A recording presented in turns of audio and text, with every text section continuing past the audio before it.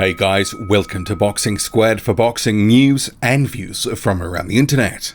A former Jarrell Miller opponent, Johann Dorper, has labelled the 6-month ban handed down to Miller by the WBA as a joke. So I'm going to get to that in this video, and also Miller has emerged from the shadows the first time since his statement regarding he messed up in relation to 3 failed doping tests. So we'll get to that statement that he's made publicly on Instagram and a few thoughts, because there's a bit to unpick there, because we're going to have some information and interviews to come, whatever that means. So buckle in. Let's go. So starting first with Johann Dorper. So on Instagram, reacting to Jarrell Miller getting a 6-month ban. See here on screen, he says the WBA suspending Miller for 6 months, a joke. So this is obviously in French, but the translation of it here, the WBA suspends Miller for 6 months, the joke. And a second comment from Johann Dorper in that same post, in the thread of a comment. So he actually says, what he takes helps with endurance and for his weight. I was amazed that he does not drop before the 6th with his rhythm, but he tied at the 10. So Jarrell Miller and Johann Dorper fought a year ago. That was in April 2018. For the first 6 rounds of that fight, it was a 12-round fight. It went to decision. Jarrell Miller pretty much battered Dorper for the final 6 rounds, but it was a competitive first half of the fight. So you can take from Johann Dorper's comments there that he is actually raising the possibility that Miller was actually juicing at the time, because obviously he's sort of saying here, I was amazed that he does not drop before the 6th with his rhythm, that he tied at the 10th. So he doesn't outright say it, but there is the indication and the inference that potentially Miller was dirty for that fight as well. And that there has been some suspicion about Jarrell Miller previously, about his performances with his endurance being so big, having the freakish endurance, and then obviously getting busted 3 times in a short space of time when extra testing, random VADA testing was implemented for his fight with Anthony Joshua, which is now cancelled, as we know. Prior to that, he didn't have the same rigor of testing. So someone like Dorper and other guys that he's fought, and I'm sure Thomas Adamek, Bogdan Dinu, Gerald Washington, a lot of these guys who have fought Miller, I bet they are going to be thinking, was he actually dirty when I fought him? And clearly here with Johann Dorper, he is inferring that he doesn't believe that Jarrell Miller was clean for their fight. And that fight played out as a fight of 2 halves. The first 6 rounds, it was extremely competitive, but after the 6 rounds, Dorper faded quite badly and Miller just took over, and really it was a bit of a beatdown for the final 6 rounds, but Dorper did see the final bell. Miller tried to take him out, but he wasn't able to stop him. Johann Dorper, a pretty durable guy.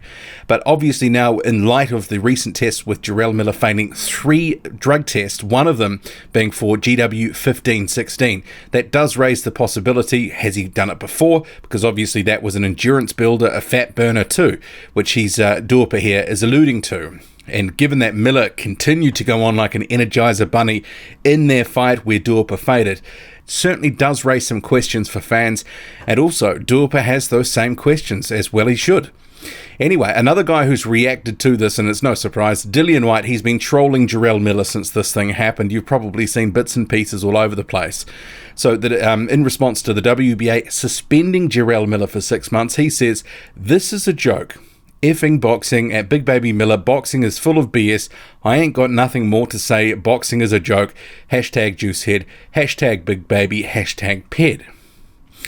So some I've noted from recent comment sections and that are saying that Dillian Whyte is not really in the position to be actually casting judgment over Miller, because he himself has failed the performance-enhancing drug test, and that is true. Maybe some of his anger here could be for the fact that he got 2 years for a pre-workout. So this is the story from the BBC way back when, in March 2013, and they upheld the original decision for a 2-year ban for using a supplement that contained a controlled substance. That was, I think it was Jacked 3D, it says here. So Dillian Whyte gets 2 years for that, and Jarrell Miller, who was injecting himself, could only have been injecting himself for some of the substances that he took. Remember, there was 3 different substances and 3 different tests. One was EPO, one was human growth hormone, and the other GW 1516. A couple of those he could have only injected, from what we're being told from the reportage and people in the know with this sort of stuff. And another guy who sort of weighed in on this in a subtle way, referring to the 6 months with the injecting side of things, is Nathan Gorman. The heavyweight prospect out of the UK was literally injecting growth hormones and failed 3 times. Then a couple of disbelieving emojis are posted there. And it's this whole situation with these different sentences that are and bans and all that sort of stuff that are handed down to different fighters in different jurisdictions. There seems to be no sort of relativity across different jurisdictions. I mean, you look at the Dillian White case, for example, or even Eric Molina. He fought Anthony Joshua back in 2016. So this is another guy who fought Joshua, failed a test, but this was well after the fact that it came to light that he'd actually failed a test. He had vitamin B12 he'd bought over the counter. It was an injection style one, and there was something in it that shouldn't have been there. I think it was dexamethasone or something like that. His defense was basically no defense. I didn't realize it was in there. It was a sort of pleading his ignorance, and ultimately UK threw the book at him for that, saying it was a strict liability system. It's up to you to do your research and actually find out and be responsible for what's in your system. He got 2 years. That ban doesn't run out until October. So you've got White for a pre-workout for 2 years, Molina for vitamin B12 for 2 years. But then you have someone like Jarrell Miller getting 6 months from the WBA for 3 different substances, 3 failed tests in a short space of time, some of which he injected into him. It's a bit of a different situation from vitamin B12 or a pre-workout. And this is the sort of thing I don't really get with some of the comments that have been left in some of the recent videos. People saying, oh, it's fair that he got 6 months because it's the same as Canelo, same scenario. And I just look at the situation and go, it's not the same scenario. And people try to sort of play the race card and that sort of stuff. And it's like, it's not about actual race here. It's about his culpability. It's about the level of offending here. Systematic doping here. 3 failed tests, 3 banned substances, some of which he had to inject into himself. There's a difference to some of the other cases. This has got to be one of the worst cases in recent memory. And you can start to compare his situation to other sports as well. TJ Dillashaw, he just got 2 years for taking EPO in the UFC. Miller gets 6 months. It kind of seems a bit of a joke. So, Jarrell Miller can count his lucky stars here because 6 months is an incredibly light touch punishment. And if you don't agree with me, that's fine. But don't make it about race because it's not about race. It's kind of ridiculous that people are trying to make this about race. If you actually look at the facts of the matter, his level of offending is far greater than other people that have got 6 months ban. So he has been treated incredibly well here. And actually, Miller has emerged from the shadows himself with this statement on Instagram. It's your boy here, Big Baby Miller, man. I just want to give a shout out to the fans and people out there. Listen, don't believe everything you hear, but we got a lot of great interviews and information coming out real soon. I want you guys to check it out and listen. Shout out to Andy Ruiz if he gets to fight. What else can I say, man? This is the sport of boxing. A lot of people want to point the finger. Remember, you got 4 pointing right back at you. Or is it 3? Either way, tune in, check us out. A lot of good things coming in the future. Sometimes things don't work out the way you want it to work out, but like I said, God got a plan.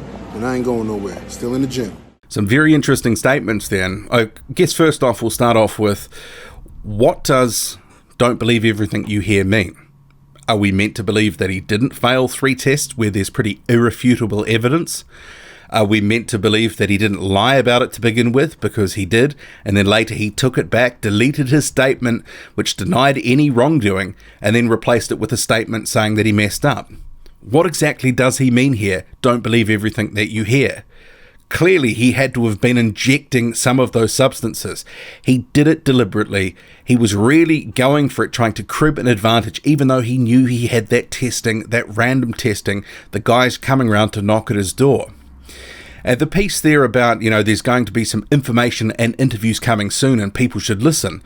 What exactly does that mean? Is this going to be some sort of spin campaign to try and make out that his actions aren't actually that bad, that everyone's doing it, all that sort of stuff? I mean, he seems to be more worried that he got caught than actually really apologizing for what happened, because it was his golden opportunity and he messed it up. So any amount of spin here is not going to really mitigate what he did, because 3 failed tests in a short space of time with the substances that he pumped for it really is pretty hard to talk your way out of that. And if he's going to be smearing the rest of the division, well, let's hope he actually has some proof to back it up. Because just coming out with claims, even when he's been doping himself, it's not going to cut it. He's got to actually have some proof and some evidence that there is wrongdoing going around. Because it's one thing to accuse someone of something, but you've got to have something to back it up, because he could be done for defamation or slander or whatever. We'll have to see where this goes. But what did you make of it all? Johan Dorper saying that Jarrell Miller's 6-month ban is a joke. He's raising the possibility that Miller may have been juicing when they fought, and obviously Miller is now saying more information to come, interviews, information people should listen to, and don't believe everything that you hear, whatever that means. Drop a comment, loud and often. Hit like, hit subscribe, follow me on Twitter, boxing_squared. I'm out.